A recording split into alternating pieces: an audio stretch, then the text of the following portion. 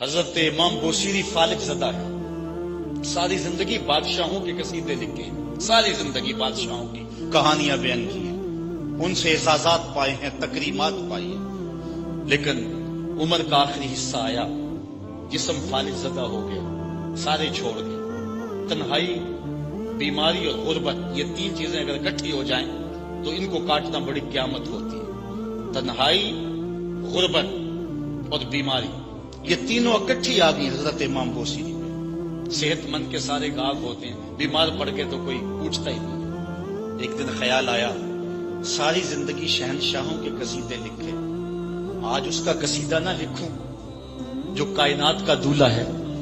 اللہ اکبر، قلم پکڑا، پھر حضور کا قصیدہ لکھا۔ یہ قصیدہ بردہ شریف مکمل کیا۔ رات ہوئی، حضرت امام بوصیری سوئے، آقا کریم علیہ السلام تشریف لائے، اور یہ بات ذہن میں رکھیں، حضور نے ارشاد فرمایا، من رآنی فی المنام فقد رآنی فإن الشیطان لا یتمثل بی۔ یہ ابن ماجہ میں 6 طرق سے روایت مروی ہے، ویسے بخاری دیگر کتابوں میں بھی ہے، لیکن ابن ماجہ حجم کے اعتبار سے چھوٹی کتاب ہے، اس میں بھی 6 مرتبہ یہ روایت ہے، باقیوں میں تو بہت مرتبہ یہ روایت آئی ہے۔ ابن ماجہ میں 6 طرق سے یہ روایت ہے۔ حضور نے فرمایا، جس نے مجھے خواب میں دیکھا اس نے مجھے ہی دیکھا۔ شیطان خواب میں آ کر بھی میری مثل ہونے کا دعویٰ نہیں کر سکتا۔ اچھا، دوسری بات، جس نے حضور کو دیکھا اس نے حضور کو دیکھا، اور جس نے حضور کو دیکھا حضور اس کے خواب میں قصد، ارادے اور مرضی سے آئے۔ میں کسی کے خواب میں جاؤں، آپ کسی کے خواب میں آئیں، نہ آپ کو پتا ہوتا ہے نہ مجھے پتا، مجلس سجی ہے، میں گفتگو کر رہا ہوں، اٹھ کے آپ چلے جائیں گے، جا کے سو جائیں، میں خواب میں دوبارہ گفتگو کرتا ہوا پایا جاؤں، مجھے آپ اٹھ کے فون کرے، جناب آج خواب میں آئے تھے، تو مجھے تو نہیں پتا ہوگا، یا آپ کو میں دیکھ لوں دوبارہ تو آپ کو علم نہیں ہوگا، لیکن حضور جس کے خواب میں جائیں قصد، ارادے اور مرضی سے جاتے ہیں۔ تیسری بات، خواب میں کسی کو کچھ کوئی دے تو وہ محض خواب ہوتا ہے۔ لاٹری نکل آئی، کروڑ پتی بن گیا، صبح اٹھیں گے تو کروڑ پتی ہوں گے یا کنگال ہوں گے؟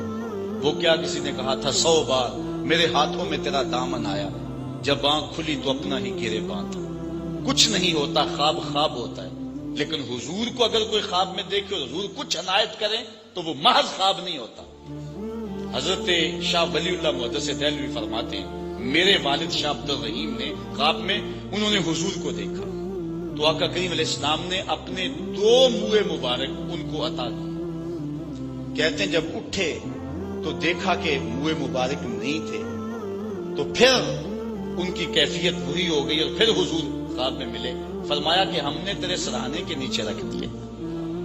تو کہتے ہیں کہ وہ 2 بال حضرت شاہ ولی اللہ محدث دہلوی فرماتے ہیں ان کی علامت یہ تھی کہ وہ صندوق میں ہم رکھتے تھے، جب اس کو دھوپ میں لے کے نکلتے بدلی سایہ کیا کرتے تھے، اور فرماتے ہیں کہ جب وراثت تقسیم ہوئی تو ایک بال میرے حصے میں آیا، حضور کا منہ انور، حضور کا منہ مبارک۔ تو جس نے حضور کو خواب میں دیکھا حضور کو ہی دیکھا، حضور قصد سے آئے، جو دیا حقیقت میں دیا۔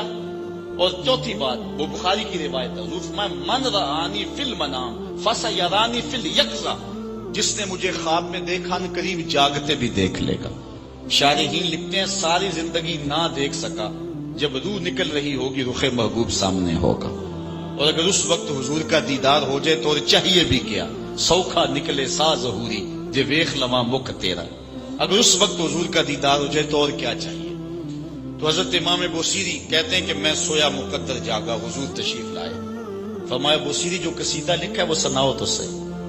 تو انہوں نے وہ مشہور قصیدہ مولا یصلی وسلم دائماً ابدا، وہ قصیدہ حضور کی خدمت میں پیش کیا۔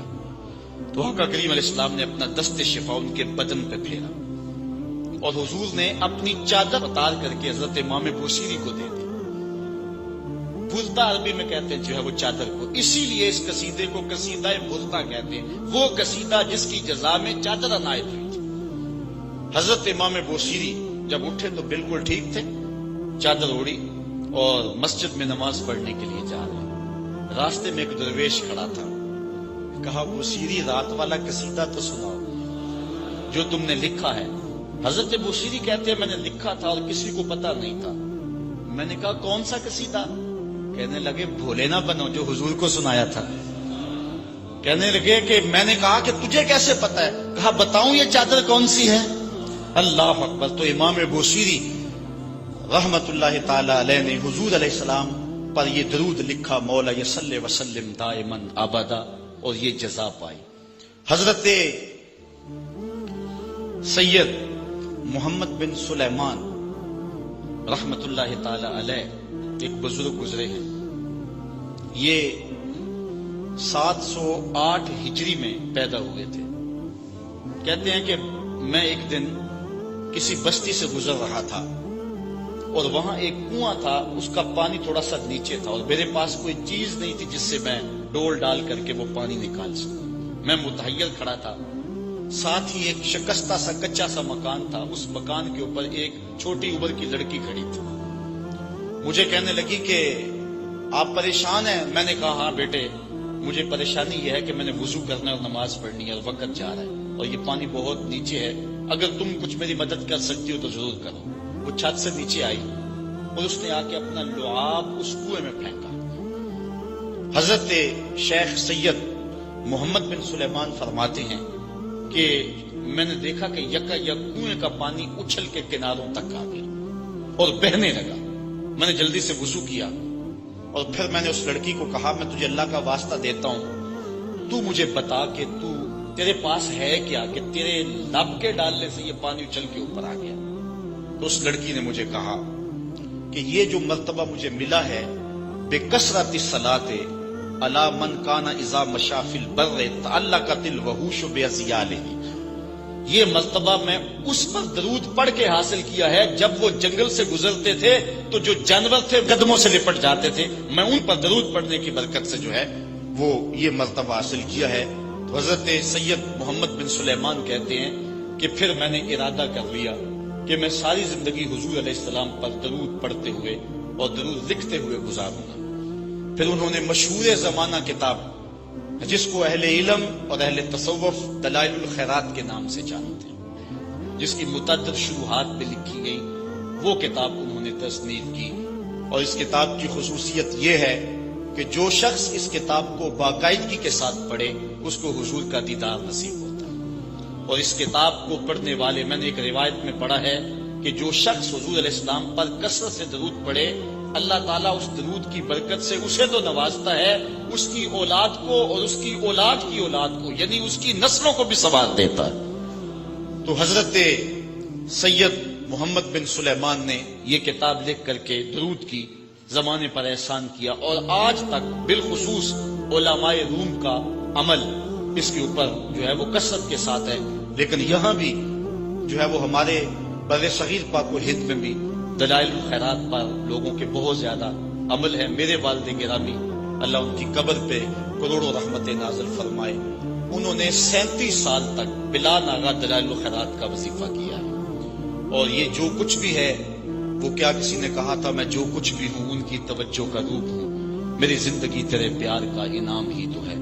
تو یہ سارا فیضان یہ درود شریف کا فیضان ہے جو دروس قرآن کی صورت میں آپ دیکھ رہے ہیں۔ حضرت سید محمد بن سلیمان رحمت اللہ تعالی علیہ کا پھر انتقال ہو گیا اور سوس نامی ایک بستی کے اندر ان کو دفن کر دیا گیا۔ پھر اس کے بعد 77 سال کے بعد ان کو وہاں سے مراکش منتقل کیا گیا، اور آپ کو جب دفن کیا گیا، اور یہ بات اخبار مشہورہ میں سے ہے کہ آپ کی قبر کی مٹی سے درود کی برکت کی وجہ سے کستوری جیسی خوشبو آیا کرتی تھی، اور جب اتنے طویل عرصے کے بعد ان کو قبر سے نکالا گیا تو جب وہ فوت ہوئے تھے تو انہوں نے تھوڑی دیر پہلے حجامت بنائی تھی، اور جب لحد سے ان کو نکالا گیا 77 برس بعد تو ایسے لگتا تھا کہ جس طرح ابھی خط کروایا ہے، اور لوگوں نے ان کے جسم کو انگلی لگا کر کے دیکھا تو جس طرح ایک زندہ شخص کے جسم کو انگلی لگائیں تو خون ہٹ جاتا ہے اور جگہ زرد ہو جاتی ہے، تو ایسے ہی لوگوں نے پایا کہ جگہ زرد ہوگی، پھر انگلی اٹھائی تو جو ہے وہ پھر وہاں دوبارہ سرخی آنے لگی۔ تو اس شخص نے بتایا کہ یہ دیکھو کیا ہے، تو پھر جو بھی زیارت کرنے آتا وہ انگلی لگا کے دیکھتا اور اس طرح دباتا آپ کی جلد کو، اور وہ زرد ہو جاتی اور پھر دوبارہ خون آتا، تو پھر ان کی زیارت بند کر دی گئی اور وہاں سوس سے اٹھا کر کے ان کو مراکش کے اندر دفن کیا گیا۔ جو شخص حضور علیہ السلام پہ درود پڑھے تو اس کو حیات جاوداں مل جاتی ہے، اور صاحب درود نبی کا کمال اور مرتبہ کیا ہوگا؟ تو فرمایا ان اللہ وملائکتہ یصلون علی النبی یا ایھا الذین آمنوا صلوا علیہ وسلموا تسلیما۔